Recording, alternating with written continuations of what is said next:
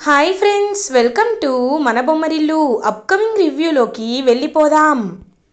శరణ్య అనన్యని బయటికి తీసుకువస్తుంది. అక్క, నువ్వు ప్రెగ్నెంట్ అని చెప్పావు, కానీ నీలో ఆ సిమ్టమ్స్ కనిపించడం లేదు. అందుకే గైనకాలజిస్ట్ దగ్గర అపాయింట్మెంట్ తీసుకున్నాను. మనం వెంటనే బయలుదేరి వెళ్ళాలక్క. నువ్వు ఇలా ఊరికే ఉండకూడదు, చెకప్ చేయించుకోవాలి అని శరణ్య బలవంతంగా అనన్యని కాంచనని హాస్పిటల్కి తీసుకువెళ్తుంది. ఇంకలా అనన్య టెన్షన్ పడుతూ, ఇప్పుడు నేను చెప్పింది అబద్ధమని, దీని ముందు బయట పడిపోతుందా అని టెన్షన్ పడుతూ ఉంటుంది. అప్పుడే ఇంక వెళ్ళి కూర్చునేసరికి డాక్టర్ ఇంకా ఉండరనమాట హాస్పిటల్లో. ఏమైంది, డాక్టర్ ఇంకా రాలేదు అని చెప్పి శరణ్య వెయిట్ చేస్తుంటే అప్పుడే నర్స్ వచ్చి చెప్తుంది, మేడం, డాక్టర్ గారికి అర్జెంటుగా ఒక ఆపరేషన్ ఉండడంతో ఆవిడ బెంగళూరుకి వెళ్ళారు, మీరు రేపు రండి అని చెప్తారు. ఓకే అని అంటుంది శరణ్య. హమ్మయ్య అనుకుంటుంది అనన్య.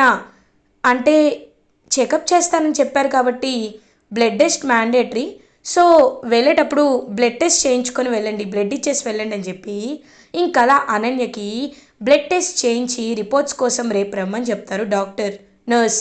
ఇంకలా వెంటనే ఇంటికి రీచ్ అవుతారు శరణ్య, అనన్య, కాంచన.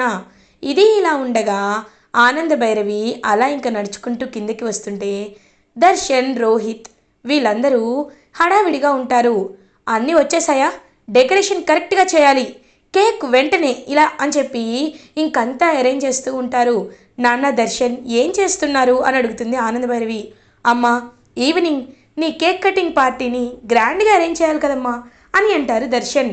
అవును పిన్ని, మేమందరం కలిసి నీతో కేక్ కట్ చేయిస్తామని చెప్పి రోహిత్ అంటుంటే అదంతా విన్న అనన్యకి చాలా జలస్ వస్తుంది. ఈ ఆనంద భైరవి సంతోషంగా ఉండడం నేను చూడలేను, అస్సలు చూడలేను, కాబట్టి తనకి తగిన శాస్తి జరిపిస్తాను అని ఒక వరస్ట్ ప్లాన్ వేసుకుంటుంది అనన్య. ఇంకా ప్లాన్ ప్రకారం ఇంటి బయట ఉన్న ఒక వాటర్ ట్యాంక్ దగ్గరికి ఆనంద భైరవి వచ్చేలాగా ప్లాన్ చేస్తుంది అనన్య. ఇంకా ఆవిడ చెవి కమ్మలు ఏవైతే ఉంటాయో ఇయర్ రింగ్స్, అవి కరెక్ట్గా అక్కడ పడిపోయేసరికి ఇంకా ఆనంద భైరవి అలా వెతుక్కుంటూ వాటి కోసం వస్తుంది. ఇంకా అలా వచ్చి కరెక్ట్గా వంగి తీసుకునేసరికి కాంచన గట్టిగా తోసేస్తుంది వాటర్ ట్యాంక్లోకి ఆనంద భైరవిని. ఇంకా అలా విజిల్ వేసేసరికి అనన్య ఆ వాటర్ ట్యాంక్ మూతని క్లోజ్ చేసేస్తుంది. ఇంకా పాపం వాటర్ ట్యాంక్లో ఉన్న విషయం ఎవరికి తెలీదు. అలా అని బయటికి అరుద్దామంటే డోర్ క్లోజ్ చేసి ఉంది. హెల్ప్, ఎవరైనా కాపాడండి కాపాడండి అని పాపం గట్టిగా అరుస్తూ ఉంటారు ఆనందభైరవి. కానీ ఆ ఎవ్వరికి తెలియకపోయేసరికి, డౌట్ కూడా రాకపోయేసరికి అందరూ ఇంకలా ఎవరి పనుల్లో వాళ్ళు ఉంటారు. ఇది ఇలా ఉండగా 1 అవర్ అయిపోతుంది. అత్తయ్య గారు, అత్తయ్య గారు అని మొత్తం వెతుకుతూ ఉంటుంది శరణ్య. ఏమైందమ్మా శరణ్య అని అడుగుతారు లీలావతి. పెద్దత్తయ్య గారు, అత్తయ్య గారు కనిపించట్లేదు, అత్తయ్య గారికి ఇష్టమైన స్వీట్ చేశాను, తినిపిద్దామని అని అంటుంది శరణ్య. నాకు కనిపించట్లే ఇందాక నిండి అని ప్రీతి అంటుంది. అమ్మ ఎక్కడికి చెప్పకుండా వెళ్ళదే అని ఫోన్ ట్రై చేస్తూ ఉంటారు.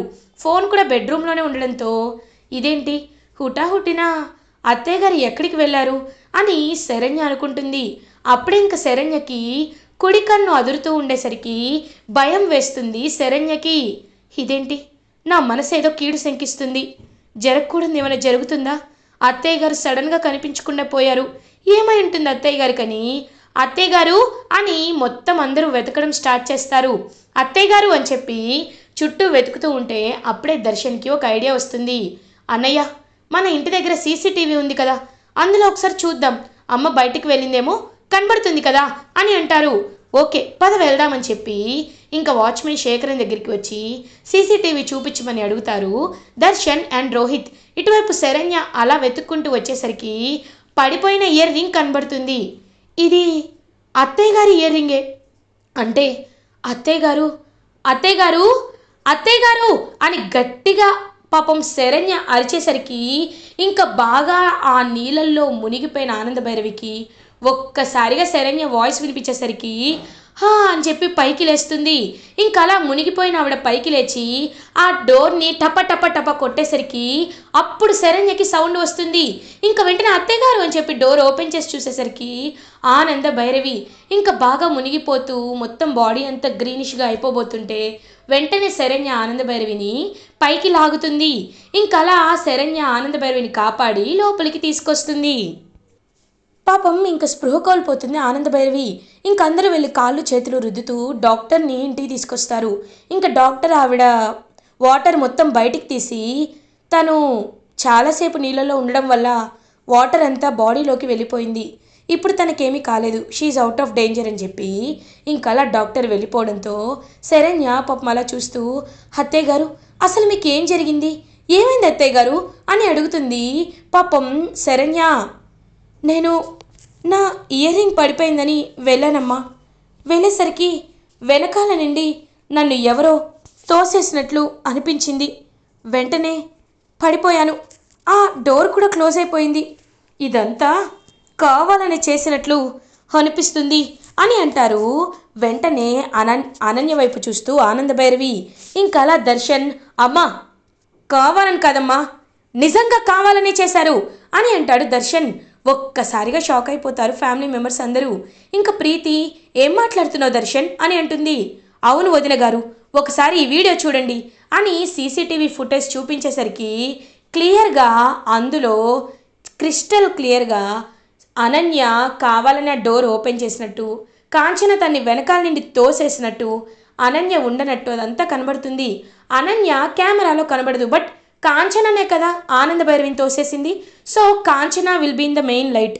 ఇంకా ఒక్కసారిగా అందరూ కాంచన వైపు చూస్తారు. ప్రీతి వెళ్ళి కాంచన చెంప పగలగొడుతుంది. హేయ్ పెద్దదానివి కదా, బుద్ధి లేదా? మా ఆనంద అత్తయ్యని ఎందుకు తోసేయాలనుకున్నావు చెప్పు అని గట్టిగా అరుస్తుంది ప్రీతి. ఇంకా వణికిపోతూ ఉంటుంది కాంచన.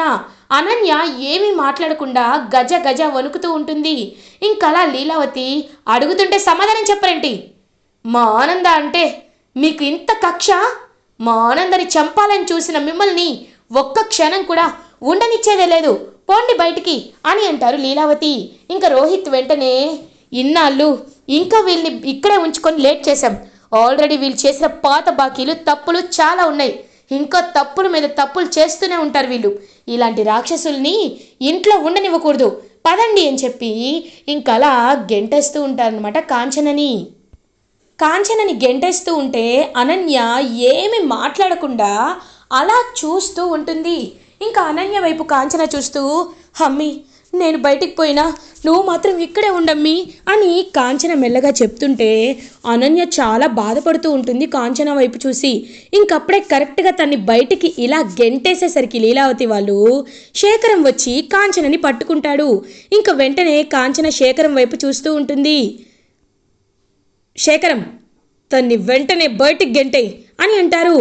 అమ్మా మీకొక నిజం చెప్పాలమ్మా, ఇది ఎవరో కాదమ్మా, ఇది నా భార్యమ్మా అని అంటాడు శేఖరం. ఒక్కసారిగా అనన్య, లీలావతి, ఫ్యామిలీ మెంబర్స్ అందరూ షాక్లో ఉండిపోతారు. ఇంకా శరణ్య అయితే అలా షాక్లో ఉండిపోతుంది.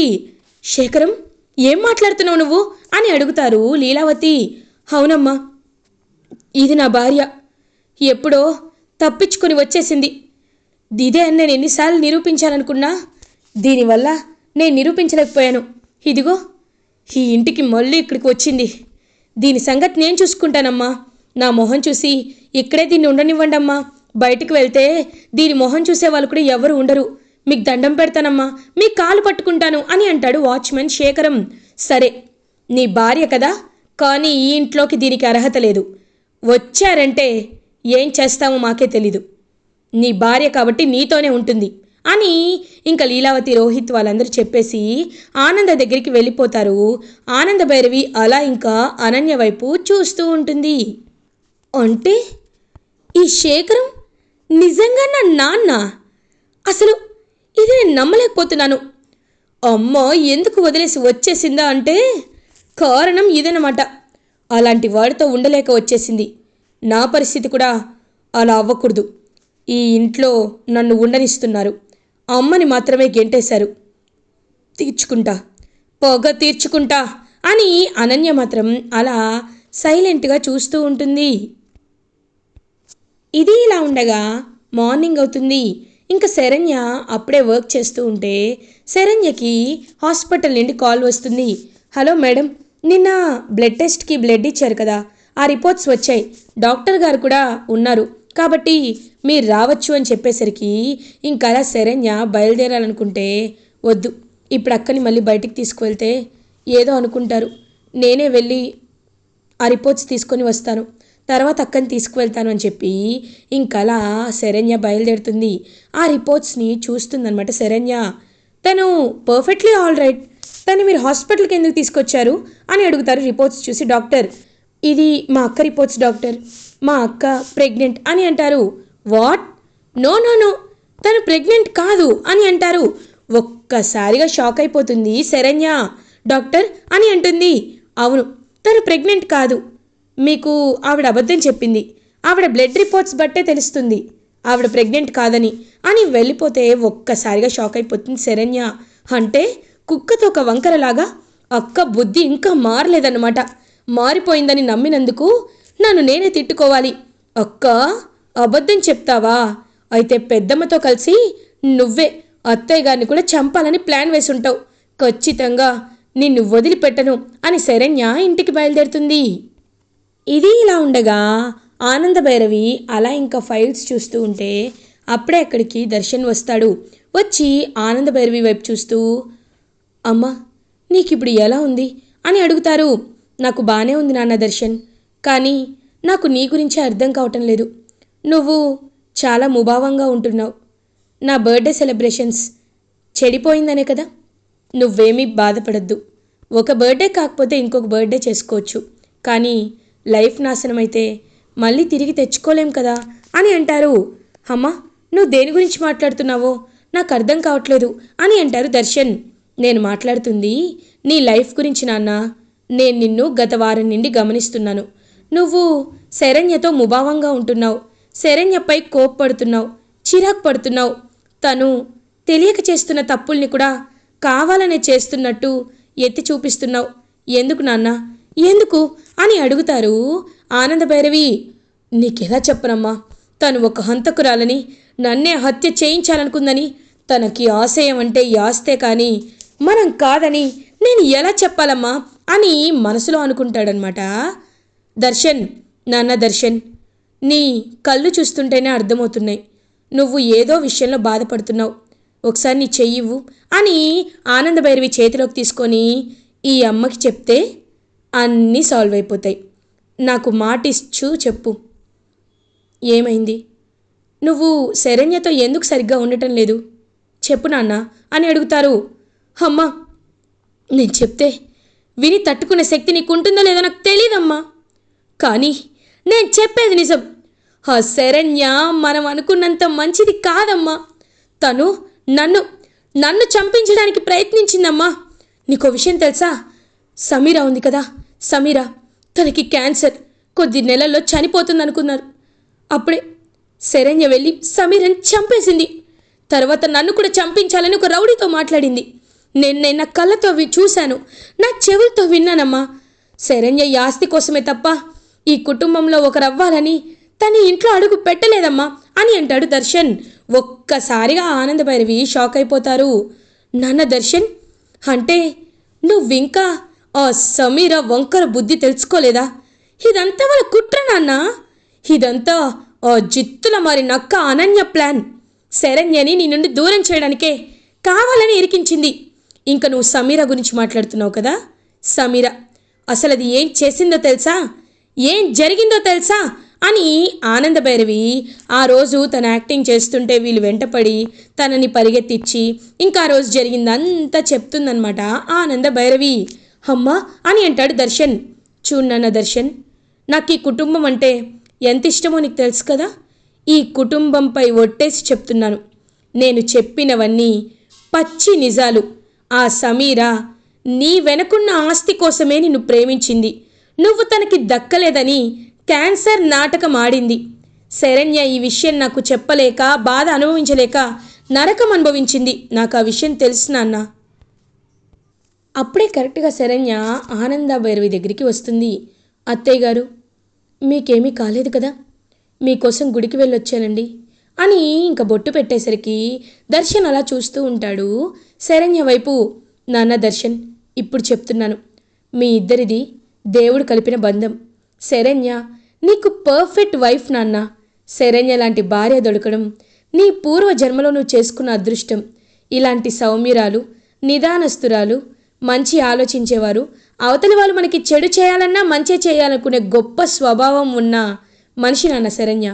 కాబట్టి అపార్థాలన్నీ పక్కన పెట్టి మీరిద్దరూ సంతోషంగా ఉండండి. నేను కోరుకునేది అదే నాన్న, ఈ అమ్మ కోరుకునేది అదే. అమ్మ మాటని నెరవేరుస్తావు కదా అని అడుగుతారు పాపం ఆనంద భైరవి. ఇంకా వెంటనే శరణ్య వైపు చూసి, సారీ శరణ్య, అమ్మ చెప్పేంత వరకు ఏం జరిగిందో నాకు తెలీదు. ఆ సమీరా నన్ను ఇంతలా మోసం చేస్తుందని నేను అస్సలు అనుకోలేదు.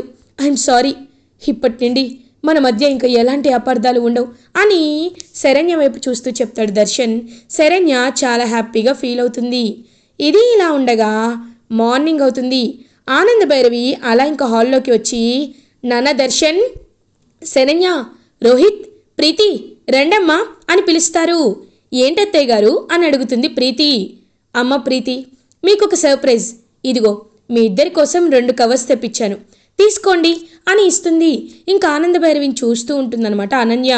మళ్ళీ ఇవిడ ఏ ప్లాన్ వేసిందని చెప్పి చూస్తూ ఉంటే అప్పుడే కరెక్ట్గా కవర్ ఓపెన్ చేసి చూసేసరికి, వావ్, స్విట్జర్లాండ్కి హనీమూన్ టికెట్స్ అని అంటుంది ప్రీతి. ఒక్కసారిగా అనన్య హార్ట్ బ్లాక్ అయిపోతుంది. అలా చూస్తూ కుప్ప కూలిపోయినట్లు అనిపిస్తూ ఉంటుందన్నమాట అనన్యకి. అవును నాన్న, ఎన్ని రోజులని ఇక్కడే ఉంటారు, హ్యాపీగా వెళ్ళి ఎంజాయ్ చేసి రండి, సరేనా? మీరు సంతోషంగా ఉండాలి, మీకు పిల్లలు ఉండాలి, వాళ్ళ పిల్లల్ని మేము ఎత్తుకోవాలి. అప్పటి వరకు మరి మాకు టైంపాస్ కావాలి కదా, కాబట్టి హ్యాపీగా హనీమూన్కి వెళ్ళిరండి అని ఇద్దరిని లైక్ 2 కపుల్ని, రోహిత్, ప్రీతి, దర్శన్, శరణ్యని హనీమూన్కి పంపించే ఏర్పాట్లు చేస్తూ ఉంటే ఆనంద భైరవి అనన్య కోపంతో కుళ్ళుతో రగిలిపోతూ ఉంటుంది. ఆనంద భైరవి అనన్య వైపు చూసి, ఇది ఆనంద భైరవి అంటే, ఇప్పుడు ఏం చేస్తావో నేను చూస్తాను అని అలా చూస్తూ ఉంటుంది ఆనంద భైరవి. ఇలా ఎపిసోడ్ ఎండ్ అవుతుంది. ఫర్దర్ ఎపిసోడ్ రివ్యూస్ ముందుగా మీకు కావాలి అనుకుంటే మా ఛానల్ని సబ్స్క్రైబ్ చేసుకోండి. Thanks for watching.